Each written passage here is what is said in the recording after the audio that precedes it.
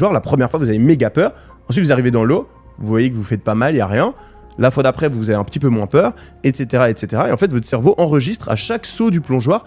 Ah, ok, en fait, ça va, il n'y a pas de raison d'avoir peur. Je peux me sentir confiant. Alors, il faut quand même faire attention à 2 trucs quand vous accumulez ces répétitions. Le premier point, ça va être d'augmenter de manière progressive la difficulté. En fait, le mieux, c'est de commencer par quelque chose de très facile. Et ensuite, de créer une progression lente mais constante. Donc, au lieu de péter un câble et de prendre la parole devant 100 personnes d'un coup, la première chose que vous allez faire, c'est parler devant un de vos potes. La deuxième fois, vous prenez peut-être un groupe de 3-4 personnes et vous parlez pendant 5-10 minutes maximum.